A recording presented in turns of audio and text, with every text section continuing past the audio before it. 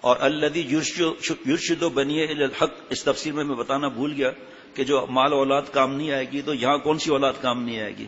جس کا ایم یہ ہو کہ میں نے رشوت لینی ہے اور میں نے اسٹاک لاٹ جاب لاٹ دبئی سے لے کر سستے میں اور پھر رشوت دے کر اور گوڈاؤن میں اتروا کے اور خاص کیمیکل سے ایکسپائری مینوفیکچرنگ ڈیٹ مٹانی ہے، اور امیج جاپان کی مشین ہے، اس سے ویسا ہی کنٹرول کر کے ایکسپائری اور مینوفیکچرنگ ڈیٹ نہیں لگانی ہے، لوگ مرتے ہیں مریں، پیٹ پہ درد میں جاتے ہیں جائیں، تو کرے گا بھی یہی، یہ اولاد کام نہیں آئے گی۔ اولاد کام آئے گی حافظ، عالم، مفتی، یا ڈاکٹر ہے لیکن اللہ والا ہے، یہ اولاد کام آئے گی۔ دیکھو آ گیا نا معاملہ۔ حضرت فرماتے تھے ڈاکٹر بنو، اللہ والے ڈاکٹر بنو، انجینئر بنو، اللہ والے انجینئر بنو، پیشاب پخانے کے مقام مت گھسو، لڑکیوں کے ساتھ اسٹڈی کر کے ٹیڈیوں کے ساتھ اپنے نفس کو ریڈی مت کرو۔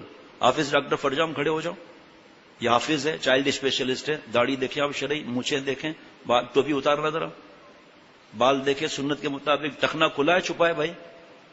کھلا ہوا ہے، ٹخنا چھپانا حرام ہے۔ ڈاکٹر ہے، جا کے انکوائری کر لو اس کے ہاسپٹل میں جا کر کے لڑکیوں کے ساتھ کتنی دوستیاں اس کی، یہ کیسے چل رہا ہے؟ اور بھی یہ بیٹھے ہوئے اس وقت، حافظ ڈاکٹر شفقت تو سامنے ہی بیٹھے ہوئے ہیں ماشاءاللہ، اور بھی ہیں اللہ کے کرم سے۔ اس سفر میں جب میں نے ایک بیان میں سوات یا کہیں بیان تھا تو میں نے کہا بھئی اس سفر میں جتنے ڈاکٹرز، انجینئرز اور جو بھی کاروبار یا وہ کھڑے ہو جائیں، تقریباً 30 سے زیادہ لوگ کھڑے ہوئے، سب منہ پھاڑ کے ایسے دیکھ رہے ہیں۔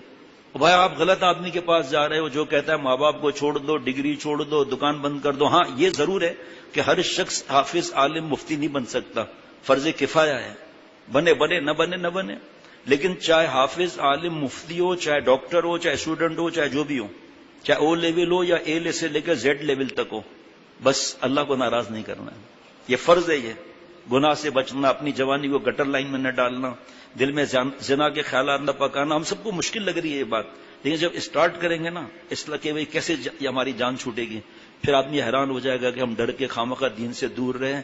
دین سے زیادہ تو پیارا کوئی ہے ہی نہیں، اللہ سے بڑھ کر کوئی مہربان ہے ہی نہیں۔ اب دیکھیں نا اولاد کون سی کام نہیں آئے گی، لوٹ مار، رشوت، ماں باپ سے لڑائی، بدتمیزیاں گنتے چلے جاؤ۔ اعظم زکریا صاحب شیخ الحدیث رحمۃ اللہ علیہ کام نہیں آئیں گے؟ آج فوراً کہتے ہیں کھائے گا کہاں سے؟ تو کھلائے گا؟ تیرا کیا واسطہ کہاں سے کھلائے گا بھائی؟ کہاں سے کھائے گا؟ اب تک جتنے کو لوگ گزر چکے پہلے، سب نے MBA کیا ہوا تھا، سب نے IT کیا ہوا تھا، سب یہ اس کا مطلب نئی دنیا شروع ہوئی ہے 50 سال سے، 60 سال سے۔ اس سے پہلے کوئی تھا ہی نہیں، سب بھوکے مر رہے تھے، بھوکے مر گئے۔ ایسے زبان مت استعمال کرو، اللہ ناراض ہو جائیں گے، پھر رونا پڑے گا۔ پھر اللہ تعالیٰ نے 12ویں پارے میں فرمایا وما من دابۃ فی الارض، ہر جاندار کا رزق اللہ نے اپنے ذمے لیا ہے، فضلاً احساناً، قرضہ نہیں ہے کوئی۔ یہ کہاں سے کھائے گا؟ مچھلیاں کہاں سے کھاتی ہیں؟ جاؤ بتاؤ نا بھائی، مچھلیاں کہاں سے کھاتی؟ 3 حصہ خوراک ہے اس میں، کیا جو MBA ہے جوتے ٹکا رہے ہیں، اور جو پڑھا لکھا نہیں ہے کنسٹرکشن کمپنی کا مالک بنا ہوا ہے، رزق اللہ کے فضل سے ملتا ہے، بدماشیوں سے نہیں ملتا۔ حدیث پاک میں ہے کہ گناہوں کی وجہ سے رزق تنگ ہو جاتا ہے، خود کنگلے دوسروں کو بھی کنگلوں کو بنانے کی فکر خود کریں گے۔ بھائی تمہارا واسطہ کیا کسی کے بارے میں کہ کہاں سے کھائے گا؟ تو کھلائے گا؟ خاموش رہو۔ اصل میں اپنی اولاد آگے بڑھتے نہیں ہیں تو دوسری کی اولاد کو برا لگتا ہے، ان کو پوچھتے نہیں ہیں۔ چلو بھائی صبح دارالعلوم کو رنگی چلو دارالعلوم دیوبند کو ای میل کرو، دیکھو کون کھلاتا ہے؟ اللہ کھلاتے ہیں۔ میں تو صرف مچھلیوں کا نام لیا ہے، دیمک کو کون کھلاتا ہے؟ امرود کے اندر کیڑا ہے، کہاں سے گیا، سوراخ کہاں ہے، اس کو کون کھلاتا ہے؟ سور اور کتے کو کون کھلاتا ہے؟ کبوتر کو کون کھلاتا ہے؟ چڑیاں ہیں، صبح پرندے نکلتے ہیں، ڈپارٹمنٹل اسٹور نہیں جاتے ہیں، ان کے پاس کریڈٹ کارڈ نہیں ہوتا، وہ اسکریچ کر کے 10 دن کا سودا نہیں لے آتے ہیں، وہ آسمان پر نظر ہے کہ ہمارا مالک ہمیں رزق بھی دے گا اور گھونسلے میں جو بچے ہیں اس کے لیے رزق بھی میں لے کر آؤں گا۔ ہمارے کو پلاننگ منع نہیں ہے، پلاننگ منع نہیں ہے کہ بھئی ایسے خرچہ ہوگا، اللہ نے مال دیا میں 20 دن کی وہ چیزیں لاؤں جو ایکسپائر وغیرہ نہیں ہوتی، تو کوئی منع نہیں ہے۔ لیکن اگر ہمیں چڑیوں کا ایمان مل جائے نا، خدا کی قسم یہ تو فکر ہوگی ہی نہیں۔ فوج کو کون کھلاتا ہے؟ فوجی صاحب کس کے ذریعے کھلاتا ہے؟ بتاؤ، کوئی فوجی سے پوچھے آپ کو کون کھلاتا ہے؟ کہ اللہ تو ہے لیکن فوج کھلاتی ہے، ہم اس کی ڈیوٹی پر لگے۔ جو اللہ تعالیٰ کے دین پر ڈیوٹی پر لگے گا اس کو اللہ نہیں کھلائیں گے کیا؟ اگر یہ جو ایسے نخرے کرتے ہیں نا، ارے آپ لوگوں جیسے اگر کھوپڑی والے آتے نا اب تک تو کوئی حافظ عالم مدرسہ نہیں ہوتا، ہمارا نام بھگوان داس اور رام چندر ہوتا۔ جی ان کی وجہ سے ہمارا ایمان سلامت ہے. کھائے گا کہاں سے؟ آپ نے ٹھیک اعظم شیخ الحدیث مولانا زکریا صاحب رحمۃ اللہ علیہ کس نے کھلایا؟ اور جتنا امیر ہیں آخرت کے، اور کوئی ہو تو آ کر بتائے، اللہ والے اور علماء کے بغیر کوئی ہو تو آ کے بتائے. جہاں وہ کرنسی کام آئے گی اس کی فکر نہیں ہے. کھائے گا کہاں سے؟ حافظ قرآن کا پتہ ہے ثواب کتنا ہے؟ عالم کا ثواب کتنا پتہ ہے؟ حافظ قرآن کو 10 شفاعت کے پاسپورٹ دیے جائیں گے، خاندان کے وہ افراد جن پر دوزخ واجب ہو چکی ہو ان کو جنت میں لے جائے گا. یہ توبہ توبہ ایسا خطرناک سوال ہے کہ پھنس جائے گا. کوئی ایسا بولے تو تجھے کھائے گا کہاں سے؟ آپ کا کیا واسطہ کہاں سے کھائے گا؟ تفسیر میں لکھا ہے وما من دابۃ فی الارض کی تفسیر میں لکھا ہے کہ حضرت موسیٰ علیہ السلام کے دل میں ایک بات آئی کہ اتنا سارا یہ جانور وغیرہ، سمندر میں کون سے ڈپارٹمنٹل اسٹور لگے ہوئے ہیں، جنگل میں کون سے ڈپارٹمنٹل اسٹور لگے ہوئے ہیں، ان کو کون کھلاتا ہے؟ شیر کو کون کھلاتا ہے؟ ہرن تو شیر کا سموسہ ہے. ہاں حضرت گجراتیوں سے فرما دیتے ہیں شیر تو سموسہ ہے، اور اس کو ایک مارا تھپڑ بکری کو یا ہرن کو اور خون چوس لیا اور تگڑا ہو رہا ہے. ایک سانپ ہے، اجگر، سانپ نہیں اژدہا ہے، ہل نہیں سکتا وہ اپنی جگہ سے، اتنا موٹا تازہ ہل نہیں سکتا. جب وہ سانس لیتا ہے نا، لکڑ پتھر جانور جو بھی سامنے ہے سب پیٹ کے اندر. اس کو کون کھلاتا ہے؟ جو کراچی میں ایک مچھلی ساحل سمندر پر آ کر گری تھی، یہ جناب حضرت سلیمان علیہ السلام جو ہے انہوں نے اللہ سے کہا کہ میرا دل چاہتا ہے کہ آپ نے مجھے اتنی نعمتیں دی ہیں، میں سب کی دعوت کروں. جدھر دیکھو جدھر دیکھو دے گئے. اور ہوا کو حکم دیا زیادہ مت چلنا، ٹھنڈی ہو جائے گی، دے گئے. سے اتنا ہر طرف اب خیال آیا کہ پہلے کس کو دعوت دوں. دل میں خیال آیا پہلے مچھلیوں کو دعوت دیتے ہیں، پھر آگے باری آئے گی. ایک مچھلی آئی، ایک لقمے میں سب کھا گئی، کہا حل میں مزید اور چاہیے. سب تو ختم کر دیا، اب کہتے اور چاہیے. کہا حضرت سلیمان علیہ السلام ایسے 3 لقمے اللہ مجھے روزانہ سمندر میں کھلاتے ہیں. آج کیکڑے کا سوپ پینے والوں اللہ معاف فرمائے، اور چیز کوئی پسند ہی نہیں آتی، کیکڑے پسند آتے ہیں. اور یہ جاپانیز چریے پوچھو ذرا ایکسپورٹ کتنا ہے اس کا، کیا ہے، اوجڑی کا. صدر میں بیٹھے ہوئے اوجڑی کھا رہے ہیں، بڑا اسٹینڈرڈ ان کا جناب. سب سے زیادہ ایکسپورٹ جو ہے وہ اوجڑی کا جاپان میں ہے. ابھی ہم پچھلے سفر میں پنجاب میں تھے، وہاڑی جا رہے تھے ہم دہاڑی لینے کے لیے. تو انہوں نے بتایا کہ یہ جو اتنے کلومیٹر جگہ ہے نا یہ کورین نے بنائی ہے. تو لیکن یہ فائدہ ہوا کہ کتا ایک بھی نظر نہیں آتا. میں نے کہا یار ہماری گلی میں بھیج بھائی ان کورین کو، کوئی ایک میٹر ہی بنا دیں تاکہ کتے تو سب غائب ہو جائیں.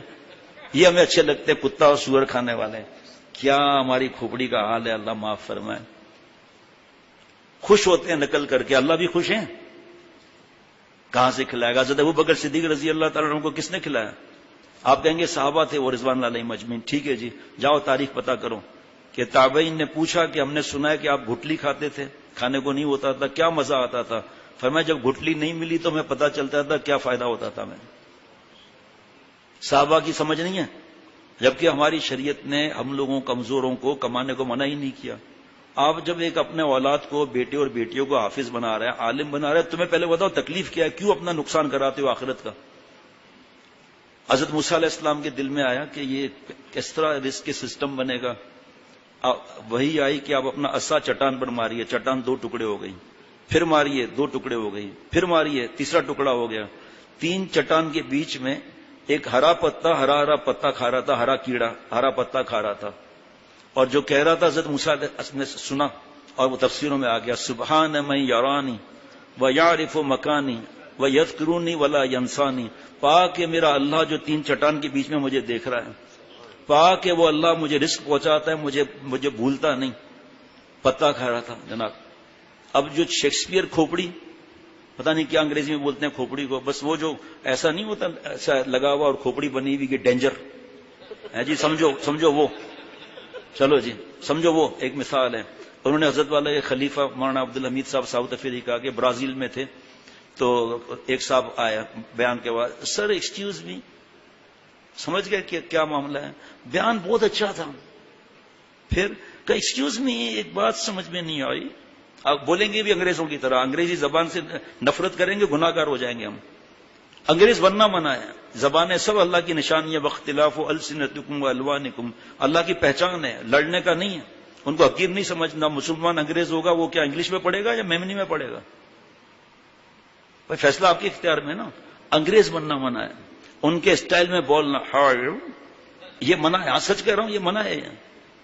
وہ کھڑکھڑ ڈبے میں پتھر ڈال دیے, کھڑکھڑ کر نو پرابلم. اب یہ جب بولے گا تو کال سینٹر میں اس کو فائدہ ملے گا. پوچھو تو صحیح, فتوا تو لو. کال سینٹر ان کے انداز میں بولنا. بہرحال وہ جینٹل مین نے کہا سر ایکسکیوز می, یہ ماشاء اللہ قرآن پاک کی تفسیر اور یہ نو پرابلم. سر یہ چٹان کے بیچ میں جو ہے وہ آکسیجن کہاں سے آئی؟ یہ حالت ہے. وہاں عبد الحمید صاحب نے فرمایا کہ انڈے کے اندر چوزا جو ہے اس کو آکسیجن کون دیتا ہے؟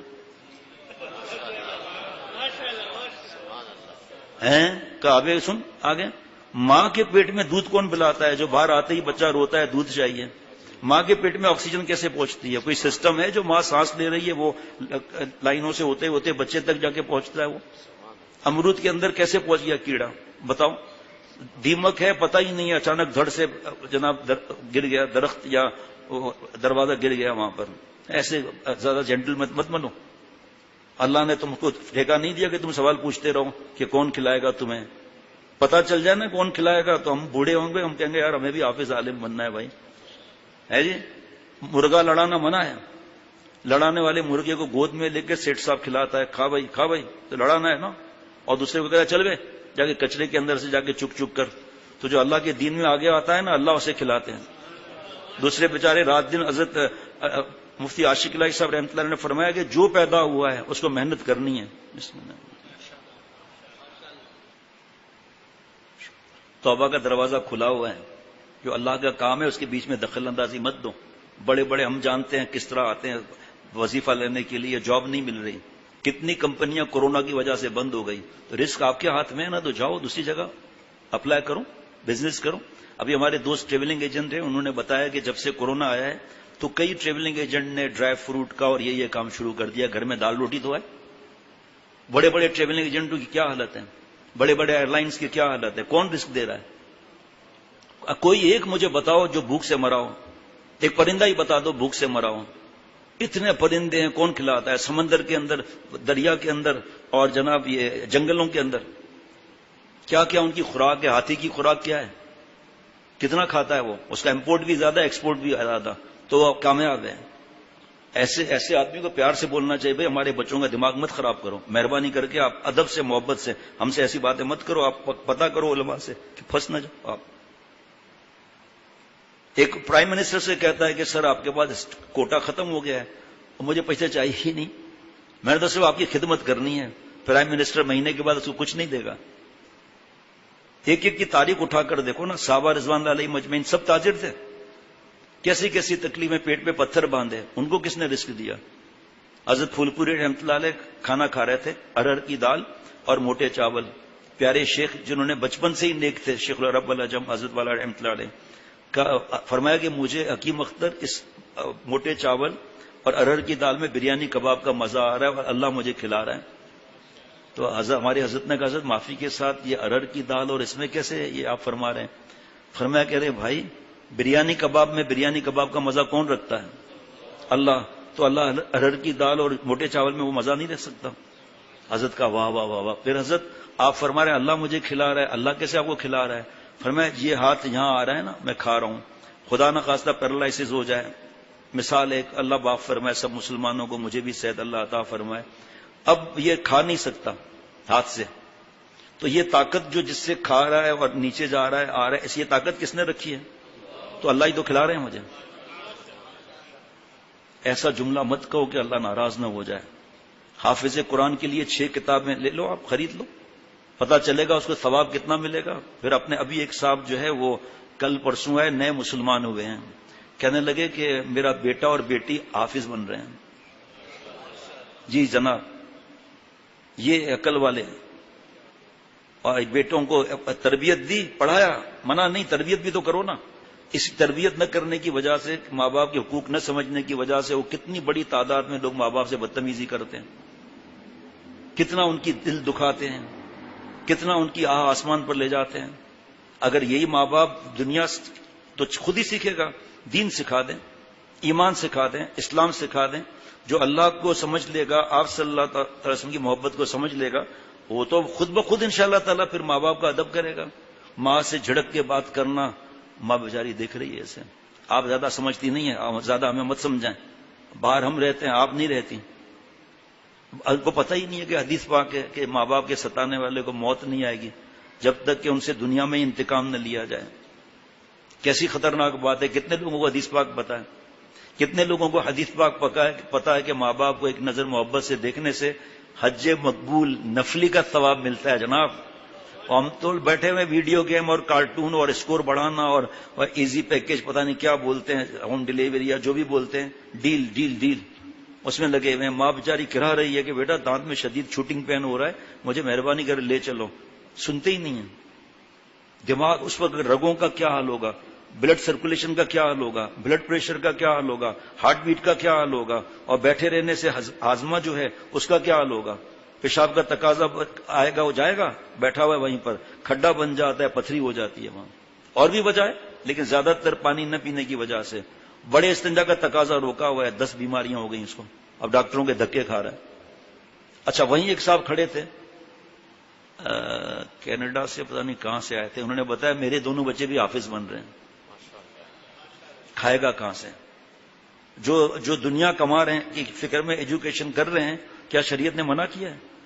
کیا ان کی پلاننگ منع ہے کہ میں ٹاپ کروں گا اور مجھے ہاؤس جاب اچھے ہاسپٹل میں مل جائے گی، میں بڑے سرجن کے ساتھ رہوں گا؟ نہیں، محنت کر رہا ہے، پلاننگ بنا رہا ہے، منع نہیں ہے.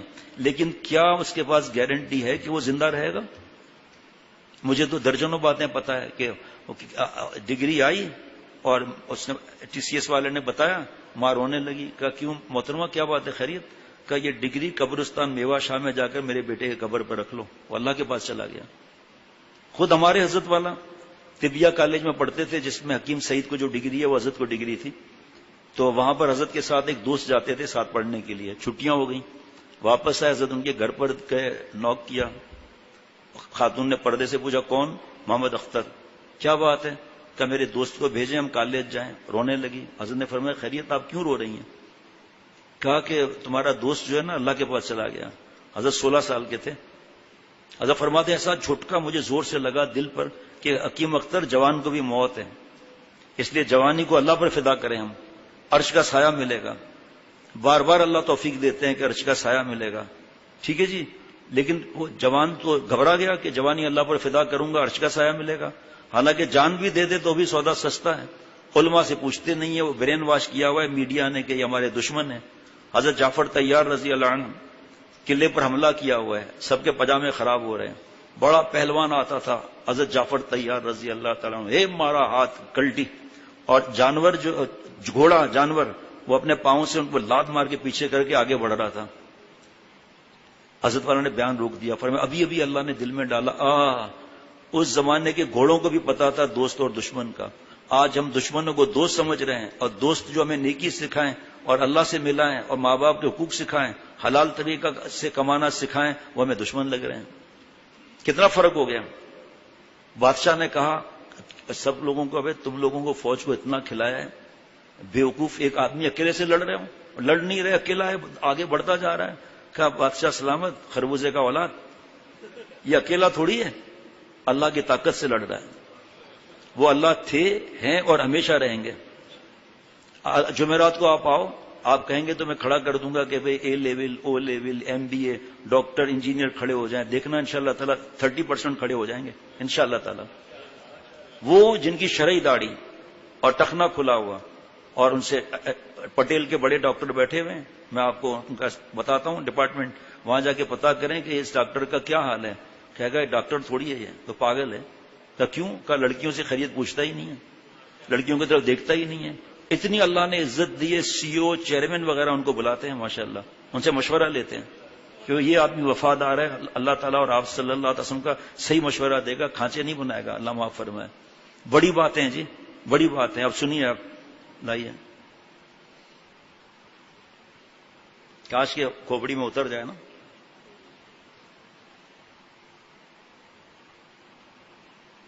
پہلے دیکھ لوں، بس ٹھیک ہے. اگر ہم لوگ ملا لوگ دنیا کمانے پر آ جائیں تو آپ لوگوں سے اچھی کما کر دکھا دیں، لیکن حضرت تھانوی رحمۃ اللہ علیہ کا ملفوظ ہے، لیکن باوجود اس قدرت کے پھر قدر ضروری پر راضی رہ کر خدمت دین میں مشغول ہیں. ہم لوگوں کو پست ہمت، عہدیوں کی پلٹن، کم حوصلہ، طریقے کے دشمن، کھائیں گے کہاں سے، معلوم نہیں کیا کیا خطابات دیے جاتے ہیں. حالانکہ اگر آپ کا کوئی نوکر جس کو آپ صرف 5 روپے، اس زمانے میں 5 روپے بڑی بات تھی، 5,000 روپے مہینہ دیتے ہیں، دوسرے شخص کے 20 روپے ماہوار پر لات مار کر کہہ دے کہ میں اپنے آقا کو نہ چھوڑوں گا، تو میں قسم دے کر پوچھتا ہوں کہ کیا اس کو یہی خطاب دیجیے گا کہ بڑا پس ہمت کم حوصلہ شخص ہے، ترقی کو چھوڑ رہا ہے؟ آپریشن ہے، آپریشن حضرت تھانوی رحمۃ اللہ علیہ کا. جناب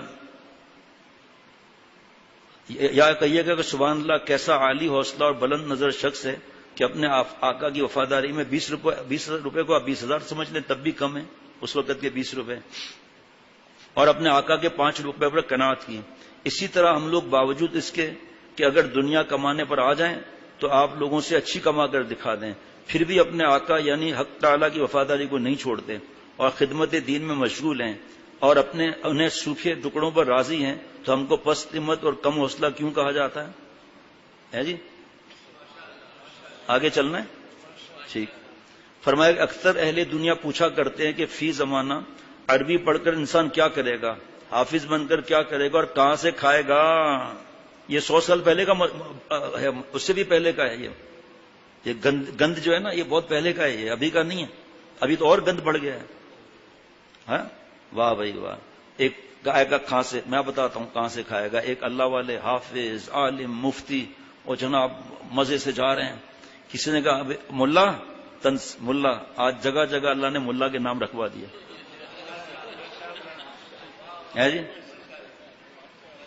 کیا اللہ نے عزت دی تنزیہ انداز سے، ملا ملا. تجھے کیا معلوم مولوی کا مطلب کیا ہے؟ مولوی کا مطلب ہے مولا والا. کہا آپ کو کوئی فکر نہیں ہے، آپ کو کھائیں گے کہاں سے، آپ دین کے کام میں لگے ہوئے. تھوڑے پاس کی گل ہے جو تسی کہاں سے کھائے گا جناب. وہ ہنسا. کہا ہوں تسی دسو کہ مہمان کتنے دن کا ہونا ہے بھائی؟ کتنے دن کا مہمان ہوتا ہے؟ 3 دن کا. اور دنیا کا 1000 سال آخرت کے 1 دن کے برابر ہے. تو کہا آپ میری فکر نہ کریں، میں اللہ کا مہمان ہوں.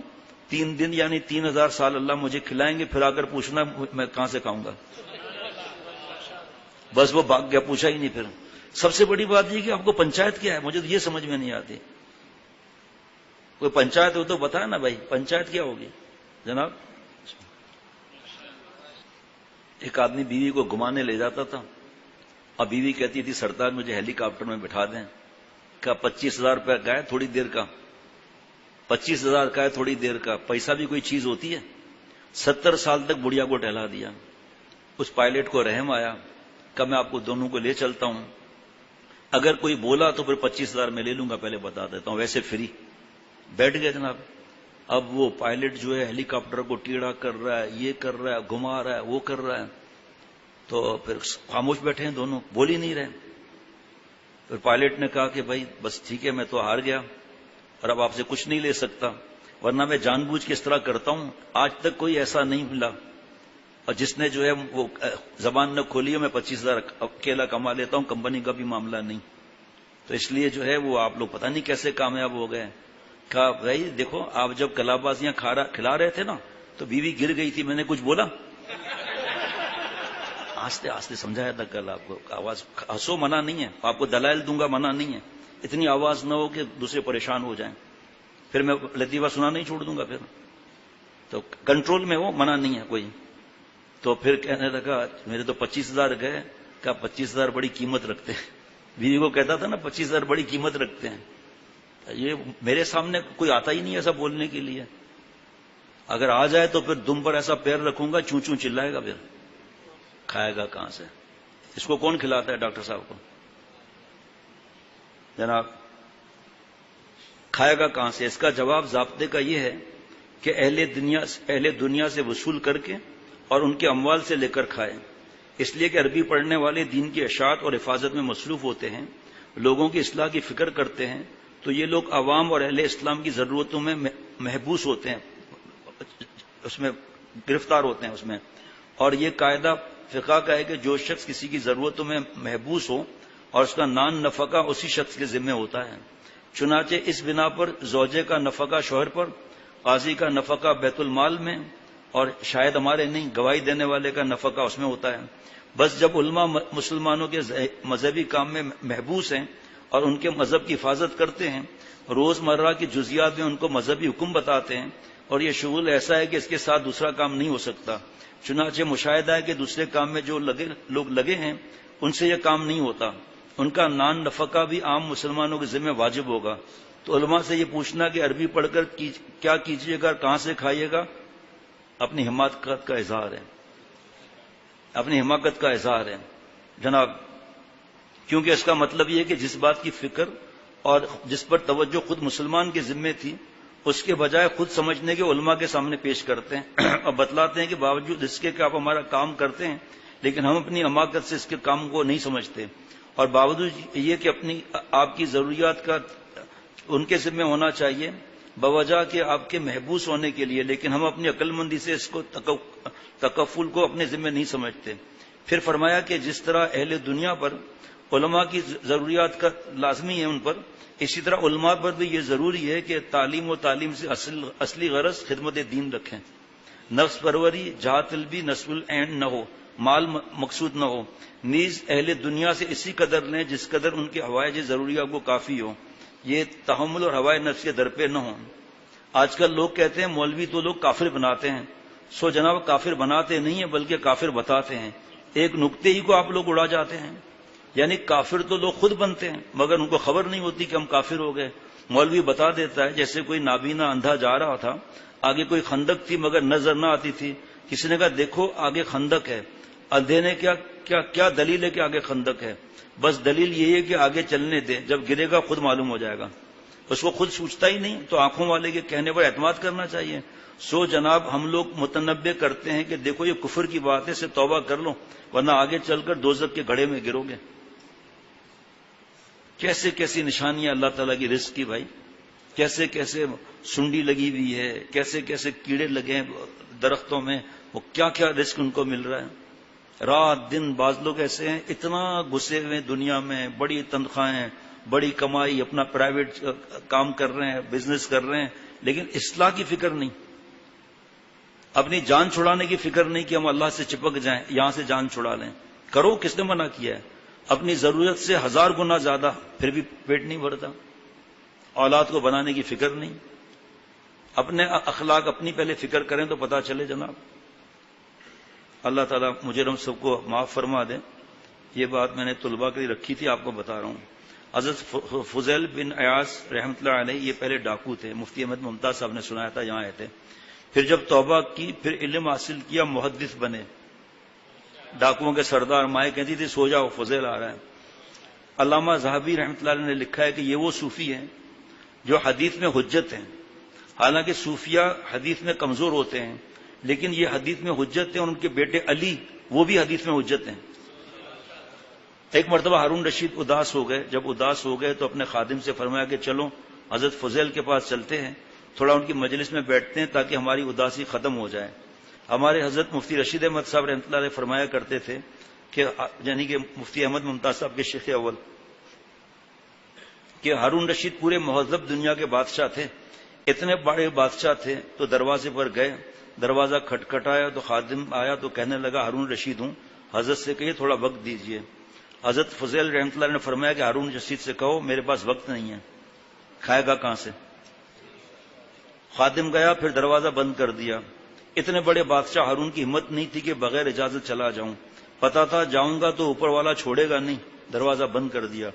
پھر وہاں آدھے گھنٹے کے بعد کہا، خادم نے کہا کہ حضرت نے فرمایا میں نے کہہ دیا میرے پاس وقت نہیں ہے، ان سے کہو میرے پاس وقت نہیں ہے، چلے جائیں۔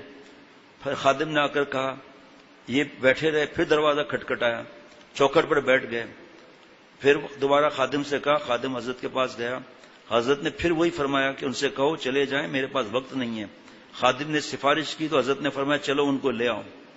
جناب جب خادم بادشاہ کو لے آیا تو دنیا کی فنائیت، آخرت کی ہولناکیوں کی احادیث مبارکہ سنائی، ہارون رشید کی چیخیں نکل گئیں۔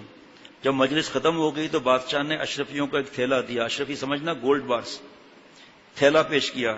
حضرت نے وہ تھیلا اٹھا کر پھینک دیا اور فرمایا کہ جس دلدل میں تو پھنسا ہوا ہے اور ہم تجھے نکال رہے ہیں اور تو ہمیں بھی اسی دلدل میں پھنسا رہا ہے۔ جناب بادشاہ اٹھا اور دوبارہ دینا چاہا، خادم نے کہا کہ ایک دفعہ انکار کر دیا، اب نہیں لیں گے، بدمزگی ہو جائے گی، ساتھ لے جائیں۔ یہ دروازے کے ساتھ طرف چلے تو ساتھ ہی گھر بھی تھا، بیوی بھی باتیں سن رہی تھی۔ انہوں نے آواز دی، فضیل آپ نے مانگا تو نہیں تھا؟ بادشاہ خود دے رہا تھا، لے لیتے، آپ کو پتا بھی ہے کہ کئی دن سے گھر میں فاقہ بھی ہے۔ فرمایا کہ اگر میں لے لیتا تو میری تبلیغ میں اثر نہیں رہتا۔ فاقے کے ساتھ فاقہ برداشت ہے، لیکن اللہ تعالیٰ کے کلام، اللہ تعالیٰ کے دین اور شریعت کی بے حرمتی برداشت نہیں، فاقے برداشت ہیں۔ جو حافظ عالم بناتے ہیں آگے تو پوچھتے ہی نہیں ہے نا، پھر وہ تکلیف میں آتے ہیں تو یہ چمچے جو ہیں وہ بولتے ہیں دیکھا ہم نے تو پہلے ہی کہا تھا، تو پہلے ہی کہا تھا تو آپ کی بات ٹھیک نہیں ہے کیونکہ ہماری غلطی ہے، میں نے صحیح نہیں کیا۔ آج کی مجلس کی آخری بات، حضرت سالم رحمۃ اللہ علیہ ایرانی شہزادی کے بیٹے تھے۔ حضرت عمر رضی اللہ عنہ کے زمانے میں جب ایران کا آخری بادشاہ یزدجرد تھا، جب وہ مارا گیا اور ایران فتح ہو گیا تو وہاں بہت سی قیدی آئے جو بیت المال کا حصہ تھے۔ جب انہیں بیچنا شروع کیا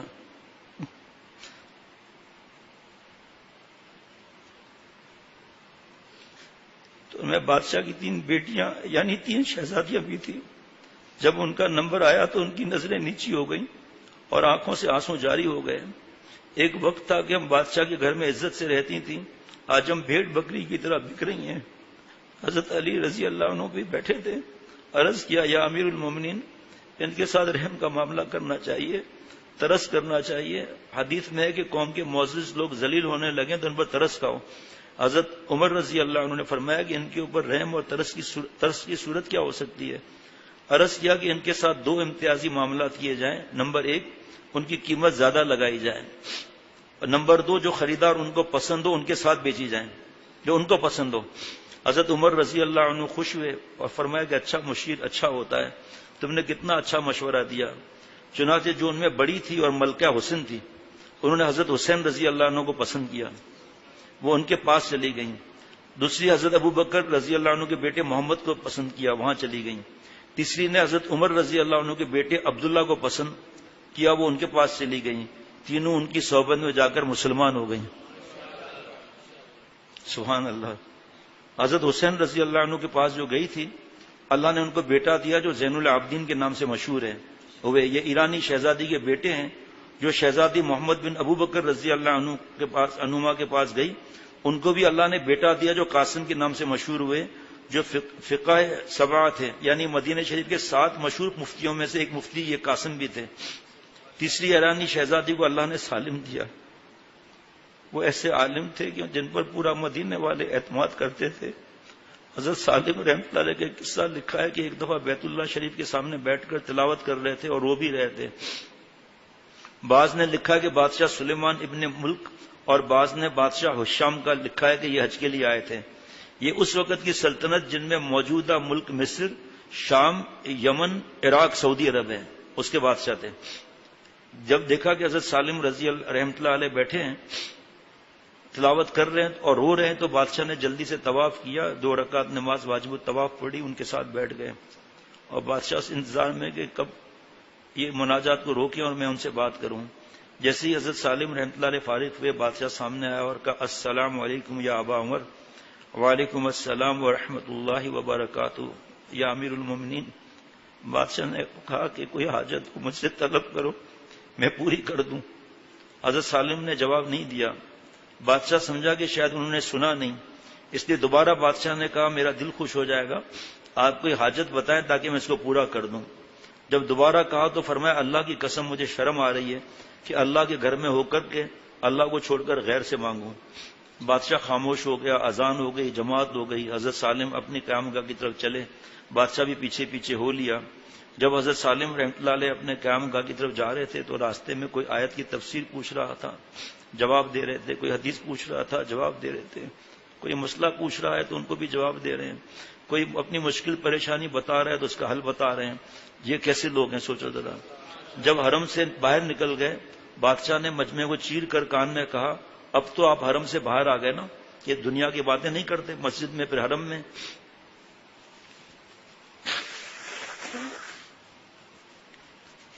اب تو آپ حرم سے باہر آ گئے، اب تو کچھ مانگے، اب تو شرم والی بات نہیں۔ تو حضرت سالم رحمۃ اللہ نے فرمایا کہ اے بادشاہ، آپ سے دنیا مانگوں یا آخرت مانگوں، آپ کے پاس کیا ہے؟ بادشاہ تھوڑی دیر خاموش ہو کر پھر کہنے لگا، دنیا مانگو، آخرت میرے پاس کہاں ہے؟ اب حضرت سالم رحمۃ اللہ نے فرمایا کہ میں نے دنیا کبھی اس سے نہیں مانگی جو حقیقی مالک ہے، تو تجھ سے کیسے مانگوں؟ میں نے جب بھی اللہ سے مانگا ہے تو دین مانگا ہے، وہ دنیا خود دے رہا ہے، بغیر مانگے دے رہا ہے، تو مجھے کیا ضرورت ہے؟ یہاں آ کر ہم کھوٹے سکے بن جاتے ہیں کہ آگے بچے کو نہیں پڑھانا ہے، بس حافظ ہو گئے، بس دعوت ہو گئی، ہدیے مل گئے، خاندان میں نام ہو گیا، بس ختم، آگے دین کے لیے وقف نہیں کرتے۔ ہمارا دماغ بھی اسی پر چلتا ہے، کھائیں گے کہاں سے؟ ٹیشو پیپر دے دینا، کھائیں گے کہاں سے؟ ارے یہ تو ایک ذرہ بھی نہیں ہے ان باتوں کا۔ صحابہ رضوان اللہ علیہ مجمعین جمی جمائی دکان، چلی چلائی دکان چھوڑ کر ہجرت کیے۔ ہاں، رزق کے اسباب کو چھوڑا، اس کے ساتھ گئے جن کے دل میں رزاق ہے، اللہ تعالیٰ کے پیارے نبی صلی اللہ تعالی وسلم۔ یہ قصے کہانی کی باتیں نہیں ہیں، عمل کے بعد پتہ چلے گا کیا باتیں یہ۔ ربنا تقبل منا انک انت السمیع العلیم۔ السلام علیکم ورحمۃ اللہ وبرکاتہ۔ ماشاء اللہ، ابھی تو اور بھی ایک کھائے گا کہاں سے؟ رزق کے پر بیان سے ایمان تازہ ہو گیا۔ ارے بھائی، ابھی تو دنیا کی حقیقت کی حدیث مبارکہ 100 سے اوپر ہے، وہ پڑھتے جائیں گے روزانہ، صرف ایک ایمان بنتا جائے گا، ساتھ میں اصلاح بھی کریں۔